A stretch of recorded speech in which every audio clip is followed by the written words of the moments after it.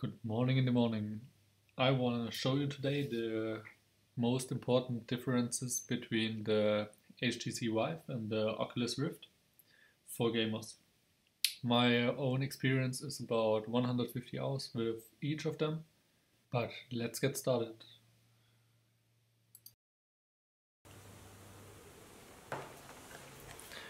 Okay, this is the HTC Vive headset. It's very massive. It's made full out of plastic. The straps are white, so it's very comfy and they are soft. You can play with it a lot of time. The thing that it's made completely out of plastic. See, it's quite heavy. So if you play with it a long time, it's a little bit heavy, and if you turn your head around pretty quick like that,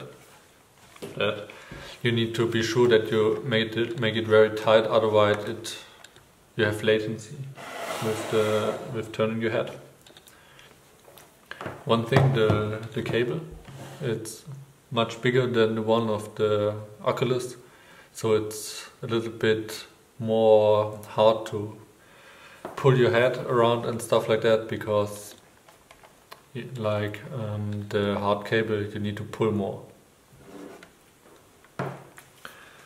One cool thing is you have the camera at the Vive, so if you just want to grab your bottle, if you want to drink something, it's very easy. You just press a button and then you can find your bottle or whatever.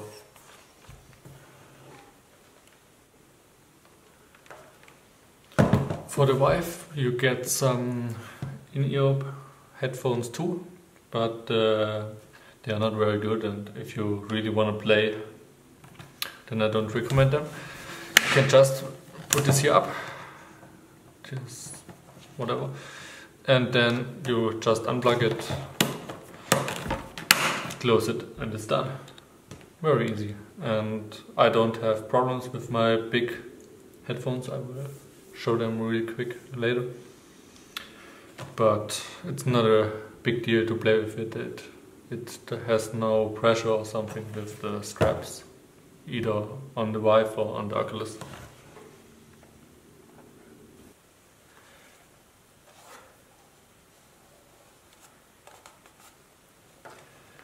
Okay, this is the Oculus headset.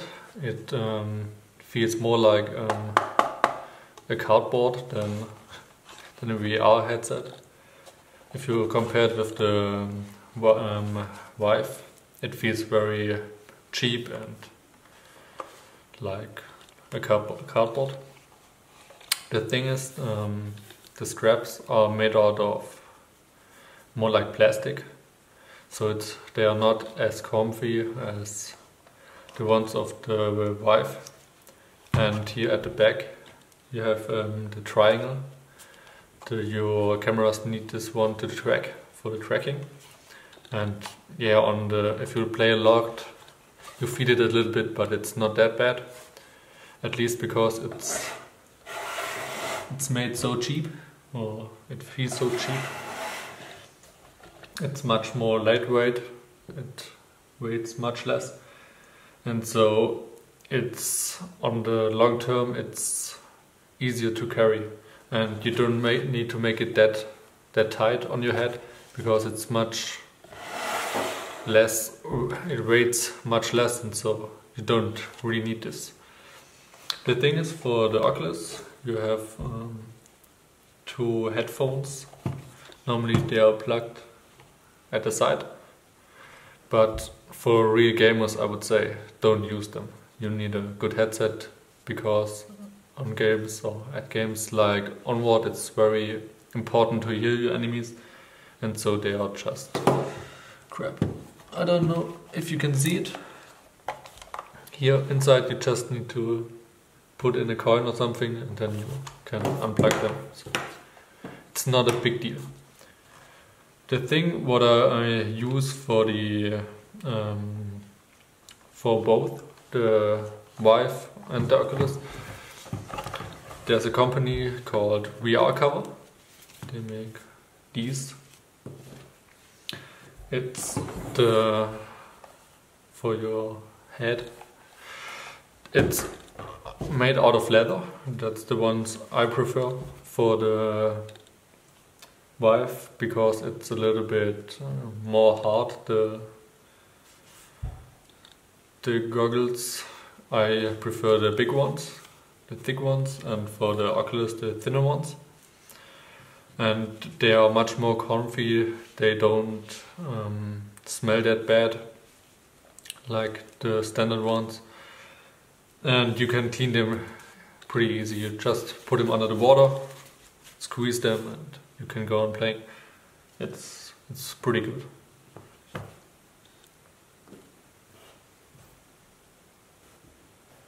For the cable of the Oculus, it's much thinner, so you don't really feel it if you play. So that's a big advantage of this one.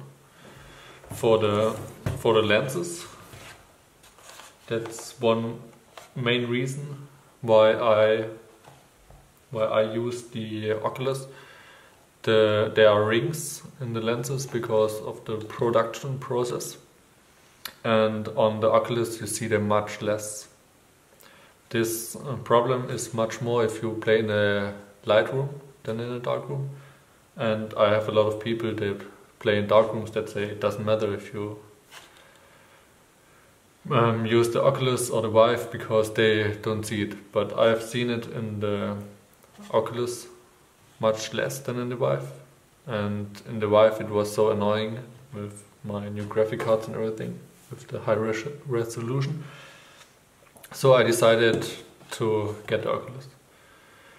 The other thing is, with the resolution at all, you don't see a big difference, and with the, how do you say, the view of field, it's not a real difference between the Oculus and the Vive.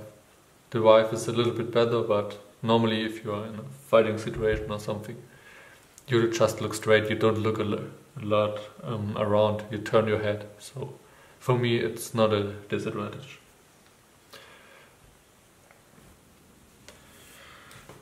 This is the control of the Vive. It has a good weight. You have the trackpad here for moving, you can click it, double click it. Then you have the grip button. I really don't like this button. If you need to grab your gun a lot of times, it's very exhausting for the hand, and I just really don't like it. It's a little bit heavier and bigger than the Oculus one. Here you see it's weights a little bit more. But I think it's a little bit not that good. They should have made a bigger battery in it. You can play about 8 hours, I would say. And you need to charge it with an USB micro cable. So if you want to play a little bit more or a complete day, I recommend you to charge it in your breaks. The other thing is what I did, I put some small batteries for a smartphone or the iPhone in my trousers and then plugged in the cable. You can play with it, you just need to be careful if you drop grenades or something, so that you don't pull the cable out.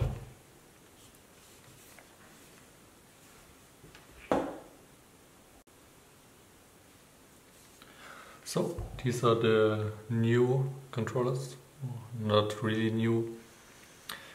These are the touch controllers. They feel very good in the hand. The only problem is, like you see, it's a little bit small. I would prefer if they are a little bit larger. So they feel very comfy in the hand. You have here, the grip button is like the trigger button. It's much easier to press and you have no problem to press it all day. It's very good, I love it. The other thing, you have here the touchpad, so you can do gestures like that in the game. You put up your thumb, your finger, or like that. But most games, at least most shooting games, don't support this yet. The one thing is what I heard about a lot of players, they like the joystick much more. You have a little bit more the control of walking or stuff like that. The other thing what I really like is you need a battery for the use, and I used it about 80 hours maybe. I have just the second battery in now, and so you can play all the time. And if you are ready or finish playing, just put it back on the table and it goes off by its own. So no worries that your battery is going low.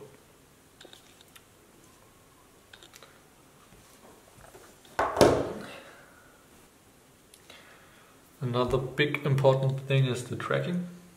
For the Vive you have these two boxes. You can screw them. You need to place them at the wall or at some different thing for mounting. The good thing about this, the range. It has a very good range, about 7 meters I think in diagonal.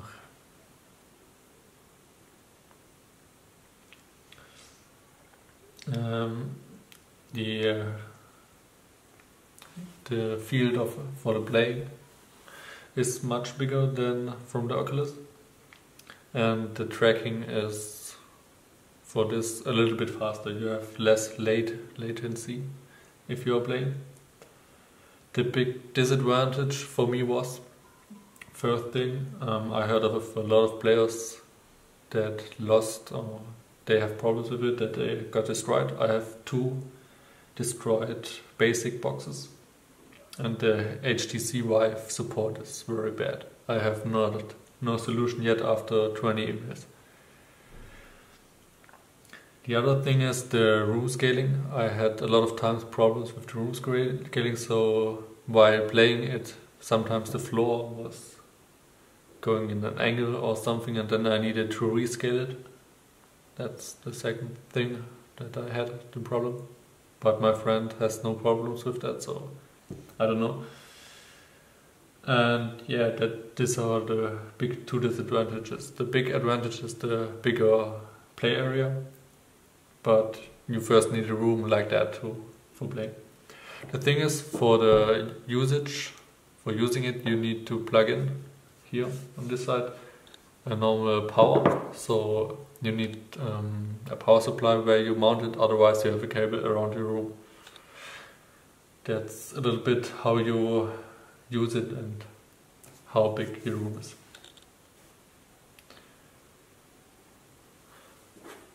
The other thing is you need 2 of the boxes for room scaling playing, and if you really want to play, I recommend room scaling. Normal playing isn't really fun.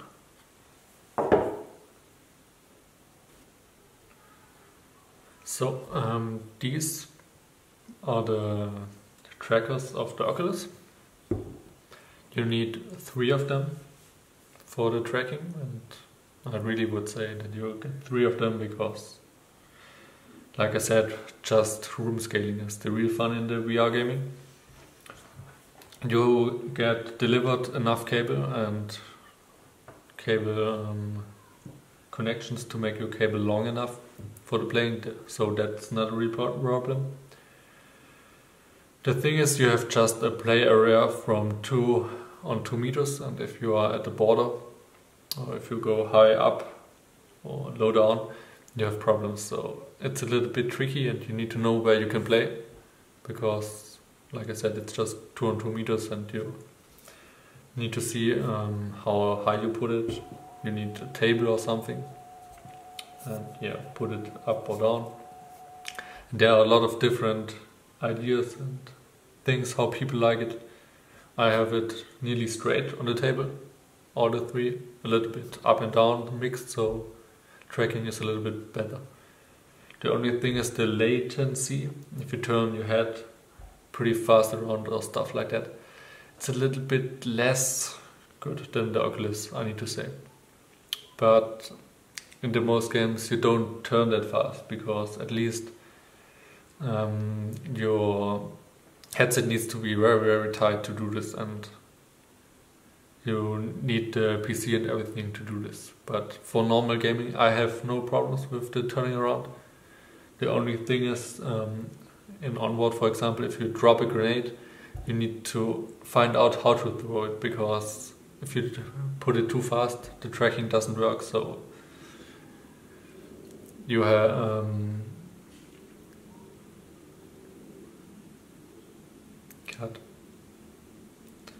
if you throw it very fast, the tracking doesn't make it, and you just drop it in front of your feet. But if you have a little bit of training, it's not a problem. I have a lot of experience, and I throw it over the half field, and so it's not a problem. The only thing is, with the cables, you need 3 spots, and so you need to put the cables around in your room. So you need to know if you have the space and how to put them around. I have no problems. I put it around the wall, 2 on my table and 1 behind the wall. Not the wall. Behind the wall. So it's no problem with the cables. I have them all the time around. One thing that I really like, and I recommend for you guys, these are soft knee protections. You play there, have that for sports. And if you go a lot of times on your knees and stuff like that, if you played it real hard, it's more comfy, I would say, if you go all the time on your knees and stuff and your floor is hard. So I like it really much. If you play a lot, get some of these. People will laugh about you, but if they tried it out, they want to have it too.